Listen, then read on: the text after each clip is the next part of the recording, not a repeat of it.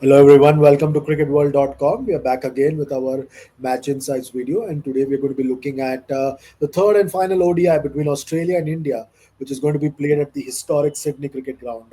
As always, I've got my friend and colleague Nikhil Narayan with me to talk about this particular game. Nikhil, uh, India has lost the series. They missed a golden opportunity to close out that second game. They had their chances, but they missed it completely. Now, it's a case of now or never for two of their champion batters, two former captains. Absolutely, Chandresh. Rohit Sharma came good in the second ODI at Adelaide, but Virat Kohli, two ducks at Perth and at the Adelaide Oval, he'd be disappointed. Sydney might be his last match in Australia. Shubman Gill also, hasn't 10 and 9 in the two innings. So India, the batting in the top order under a bit of pressure. Um Another reason for their, not so for their under par performance in the series so far has been their cautious starts in the power play. If you see their run rate in the power play, Chandresh is just 2 point low, which is shockingly slow. India is used to aggressive starts in white ball cricket in the last 3 to 4 years. Also, lack of wickets in the middle overs. In Adelaide, just 3 wickets between overs 15 and 40. In Perth, just 1 wicket in the rain-reducing counter. India not playing Kuldeep Yadav, who was in the form of his life, has a great record in ODI cricket. Has turned out to be a big blunder. It has been a lot of commentators and ex-players have criticized that, especially with Adam Zampa, producing a player of the match performance in Adelaide. A lot of things to ponder for India. They would not like to lose the series to Australia. They would not want Australia to sweep the series. India has never lost a bilateral series. Like Australia has never beaten India in a clean sweep in a bilateral ODI series. So India would like to avoid that, Chandresh. What are the changes likely in this final game? I believe that Australia have made changes to their lineup for this particular game. They have released Marnus Labuschagne, who's been sent back to play Sheffield Shield, and then they've added the young all-rounder Jack Edwards to the side. So they have made a few changes to their lineup. Absolutely. I think Australia is definitely going to make 2 to 3 changes in the playing 11. Jack Edwards is almost certain to play. He had great outing with Australia A. Uh, in India. Apart from Jack Edwards, I see Josh Inglis coming in the side. Mitchell Stark and Josh Hazelwood both might be rested from this encounter. Nathan Ellis might come back and uh, share the new ball with Xavier Bartlett, who was very impressive in Adelaide. So those are the changes I'm expecting from Australia. From India's point of view, it is almost certain now that Kuldeep Yadav will play at the SCG most probably at the expense of Nitish Reddy. I think India, Gautam Gambhir and the think tank have got it wrong, where they try and extending the batting lineup at the cost of conceding runs.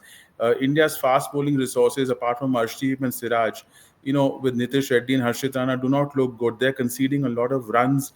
They're leaking a lot of runs. Harshit Rana is not a finished product in limited overs cricket.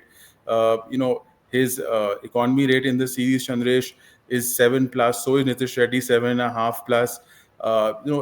India needs to look at that because there's no point strengthening the batting lineup if your fourth and fifth seamer or third and fourth seamers are going to go at above 7 and over.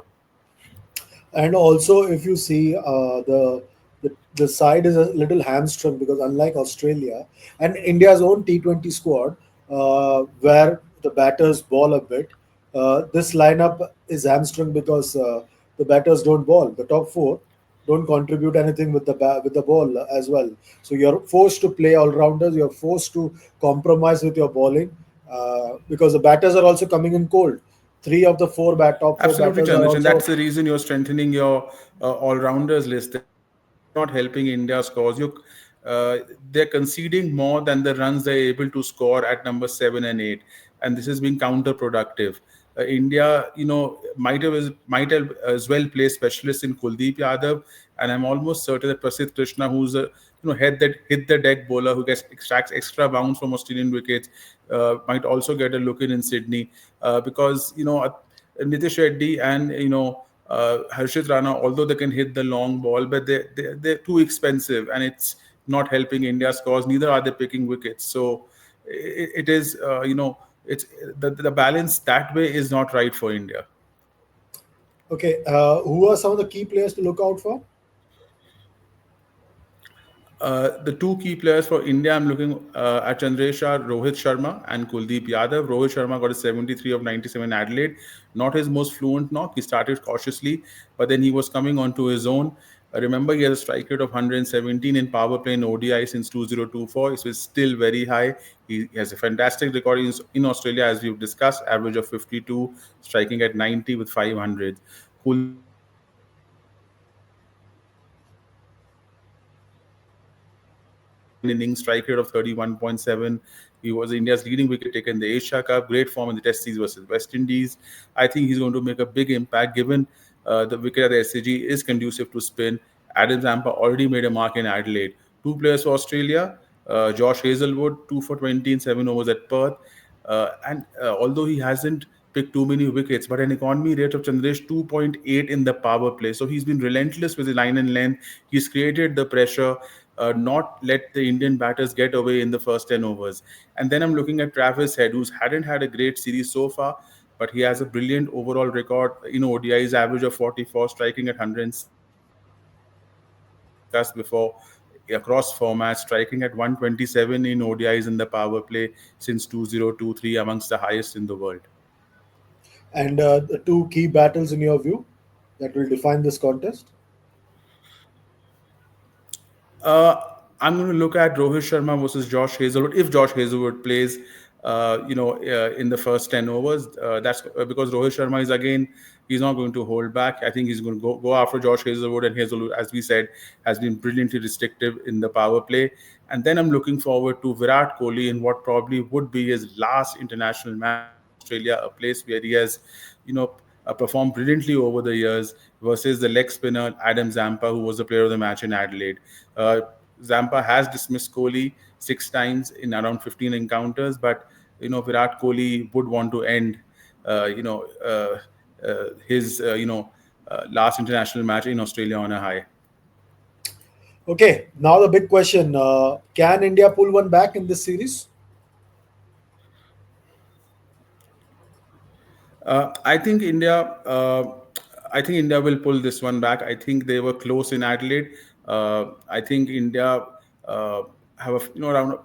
I would make India favourites in this match. I don't think they'll go down 3-0.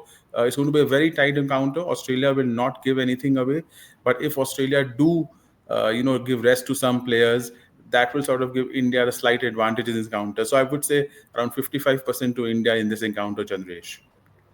Okay, let's see what happens in this contest. All of you watching us on cricketworld.com, remember you can like, share, subscribe, and comment on all our videos and share your views on this contest. That's it for now. We'll be back soon with yet another video. Till then, take good care of yourselves. It's goodbye and God bless from both Nikhil and myself. Goodbye.